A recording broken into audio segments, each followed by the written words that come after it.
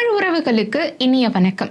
இன்றைய பதிவில் வரக்கூடிய காரடையான் நோன்பு எந்த தினத்தில் வருது, விரத மற்றும் வழிபாட்டு முறைகள் என்ன, நோன்பு கயிறு கட்ட வேண்டிய நேரம் என்ன, குறிப்பா நெய்வேத்தியத்துக்கு வைக்க வேண்டிய அந்த கார அடை மற்றும் இனிப்பு அடை எப்படி செய்யணுங்கிற ரெசிபியும் இந்த பதிவில் தெளிவாகவும் விரிவாகவும் பார்க்க போறோம். வாங்க வீடியோக்குள்ள போலாம்.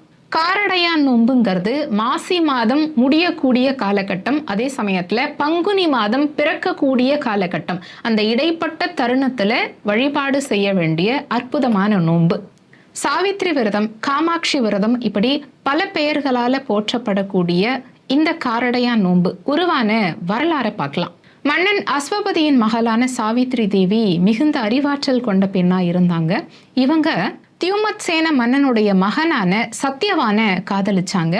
இந்த சத்யவான் வெறும் ஓராண்டுக்கு மட்டும்தான் உயிரோட இருப்பாருங்கிறத நாரதர் சொல்லி தெரிஞ்சுக்கிட்டாங்க சாவித்ரி. சாவித்ரியுடைய பெற்றோர்கள் எவ்வளவோ தடுத்தும் தன்னுடைய முடிவுல உறுதியா இருந்து சாவித்ரி சத்யவான கல்யாணம் பண்ணிக்கிட்டாங்க.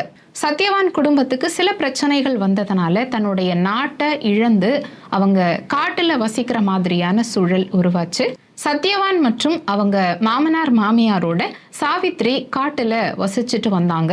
ஒரு வருடம் முடிய போற நேரம், அதாவது சத்யவானுடைய உயிர் பிரியும் அந்த கடைசி 3 நாட்களுக்கு சாவித்ரி கடும் விரதம் இருந்தாங்களாம்.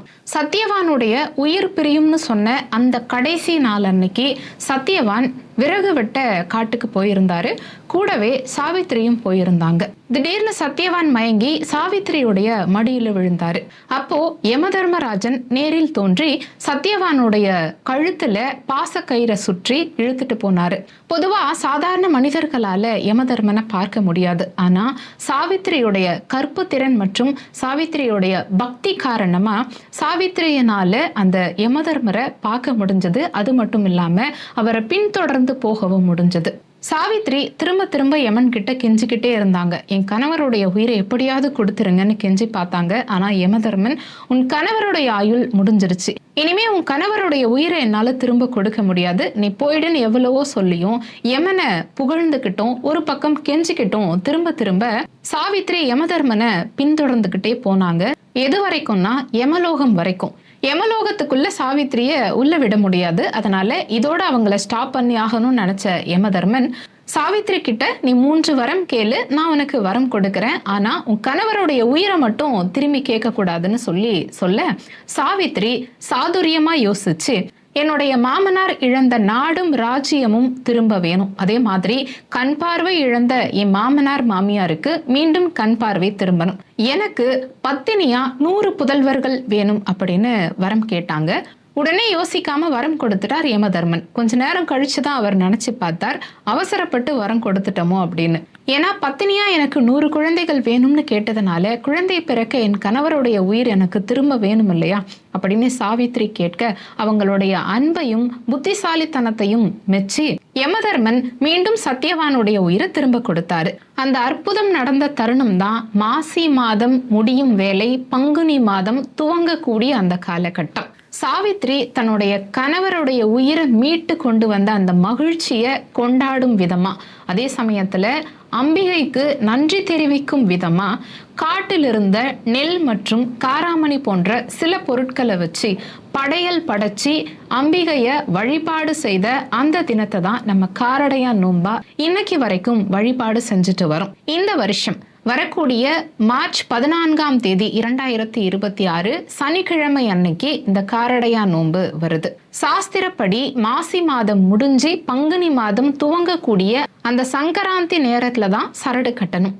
இந்த வருஷம் மார்ச் 15ஆம் தேதி, அதாவது ஞாயிற்றுக்கிழமை அதிகாலை 1:08க்கு பங்குனி மாதம் பிறக்குது. அதனால இந்த ஆண்டு மார்ச் 14ஆம் தேதி சனிக்கிழமை அன்னைக்கே நம்ம விரதத்தை துவங்கணும். ஞாயிற்றுக்கிழமை இரவு 1:08 மணிக்கு சரடு கட்டுறதுதான் சரியான நேரம். ஆனா அந்த இரவு நேரத்துல பெரும்பாலும் சரடு கட்டுறதுக்கான வாய்ப்புகள் கம்மி தான். ஒருவேளை அந்த நள்ளிரவு நேரத்துல செய்ய முடியாதவங்க முன்னாள், அதாவது சனிக்கிழமை இரவு 9:30 மணில இருந்து 10:30 மணி இந்த காலகட்டத்துல பூஜையை முடிச்சு சரடு கட்டிக்கலாம். இந்த விரதத்தை யார் இருக்கலாம்னா திருமணமான எல்லா பெண்களும் இந்த விரதத்தை மேற்கொள்ளலாம். தன்னுடைய கணவனின் ஆயுள் பலம் கூடணும், கணவன் நீண்ட ஆயுளோட இருக்கணும்னு நினைக்கிற எல்லா பெண்களும் இந்த விரதத்தை மேற்கொள்ளலாம். திருமணம் ஆகாத பெண்களும் இந்த விரதம் இருக்கலாம். சீக்கிரமா திருமணம் ஆகணும்னு வேண்டி இந்த விரதத்தை திருமணம் ஆகாத பெண்கள் இருக்கலாம். வழிபாட்டு முறைகள்னு பார்க்கும்போது சனிக்கிழமை அன்னைக்கு காலையிலேயே வீட்டை கழுவி சுத்தம் பண்ணி பூஜை அறையில சுவாமி படங்களை எல்லாம் தொடச்சு சுத்தம் பண்ணிட்டு மஞ்சள் குங்கும பொட்டெல்லாம் வச்சு நீங்களும் தலை குளிச்சுட்டு பூஜை அறையில வந்து சுவாமிக்கு வாசனை மிகுந்த மலர்களால அலங்காரம் பண்ணிட்டு ஒரு தீபம் ஏற்றி சுவாமி கிட்ட இந்த விரதம் நல்லபடியா முழுமையடையணும்னு வேண்டிக்கிட்டு விரதத்தை துவங்கலாம். நெய்வேத்தியத்துக்கு தேவையான பொருட்களை செஞ்சிருங்க. ரெசிபி கடைசியா கொடுத்துருக்கேன். காலை வேளையிலேயே பூஜையை முடிக்கணும்னு நினைக்கிறவங்க காலை 7:30 மணிலிருந்து 8:30 மணிக்குள்ளான நேரம் சரியான நேரமா இருக்கும். மாலை பூஜை பண்ணணும்னு நினைக்கிறவங்க 4:30 மணிலிருந்து 5:30 மணிக்குள்ளான நேரத்தையும் பயன்படுத்திக்கலாம். அல்லது இரவு 9:30 மணிலிருந்து 10:30 மணி இந்த காலகட்டமும் சிறப்பான காலகட்டம். இந்த பூஜைக்கு காமாட்சி அம்மன் படம் இருக்கிறது ரொம்ப விசேஷம். உங்க வீட்டுல காமாட்சி அம்மன் படம் இருந்தா அந்த படத்தை பயன்படுத்திக்கோங்க. காமாட்சி படம் இல்லாதவங்க எந்த அம்பிகை படமா இருந்தாலும் பூஜைக்கு பயன்படுத்திக்கலாம். பூஜைக்கு காமாட்சி அம்மன் விளக்கேத்தி வச்சுட்டு காமாட்சி படத்துக்கு முன்னாடி ஒரு மனை தயார் பண்ணி போட்டுக்கோங்க. அந்த மனை மரத்தாலான மனையா இருந்தா சிறப்பு. வெள்ளி மனை வச்சிருந்தீங்கனாலும் தாராளமா பயன்படுத்திக்கலாம். அந்த மனை மேல கோலம் இட்டு அதுக்கு மேல ஒரு நுனி இலை வாழை இலை போட்டுக்கோங்க. வாழை இலையின் நுனி பகுதி இடதுபுறம் வர மாதிரி பார்த்துக்கோங்க. வாழை இலையின் வலது பக்கத்துல வெற்றிலை, பாக்கு, வாழைப்பழம், தேங்காய் இதை வச்சுக்கோங்க. இடது பக்கமா நம்ம தயார் பண்ணி வச்சிருக்க கார அடை, இனிப்பு அடை மற்றும் கார அடை ரெண்டையும் வச்சுட்டு உருகாத வெண்ணெய் அவசியம் இங்க வைக்கணும். அது வைக்கிறதுக்கு காரணம் என்னன்னா, உருகாத வெண்ணெய் போல என் கணவருடைய ஆயுளும் கெட்டியா இருக்கணும், கெட்டியான வெண்ணெய் மாதிரி என் கணவர் ஆயுளும் கெட்டியா இருக்கணுங்கிறதுக்காக இந்த தினத்துல உருகாத வெண்ணெய் வச்சு அம்பிகை வழிபாடு பண்ணணும். கூடவே மஞ்சள் கயிறையும் வைக்கணும். இந்த மஞ்சள் கயிறு நீங்க கடையில வாங்கினாலும் ஓகே, வீட்லயே கூட தயார் பண்ணலாம். வெள்ளை நூல்ல கொஞ்சம் மஞ்சள்ல தண்ணீர் கலந்து அதை தடவி விட்டு ஒரு 1/2 மணி நேரம் காய வச்சாலே நூல் நமக்கு தயாராயிடும். அந்த சரடை பூஜைக்கு நம்ம பயன்படுத்திக்கலாம்.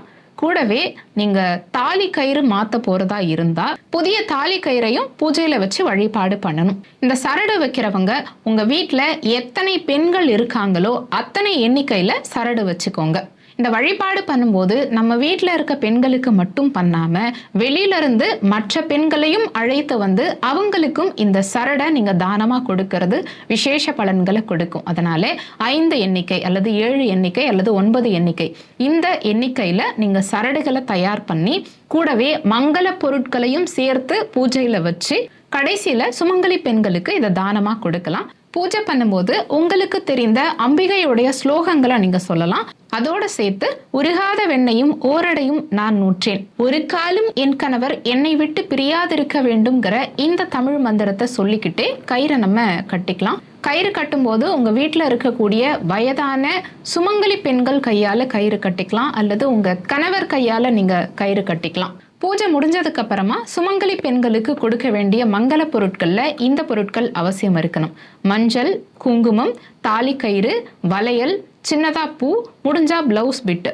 இந்த மங்கள பொருட்களை வச்சு சுமங்கலி பெண்களுக்கு இந்த மங்கள பொருட்கள் தானமா கொடுத்ததுக்கு அப்புறமா நீங்க படைச்ச அந்த கார அடை, இனிப்பு மற்றும் கார அடைகள்ல ஒன்னு இனிப்பு அடையில 1, கார அடையில 1 எடுத்து பசுமாட்டுக்கு தானமா கொடுக்கணும். அடுத்த நாள் அதை தனியா எடுத்து வச்சிருங்க.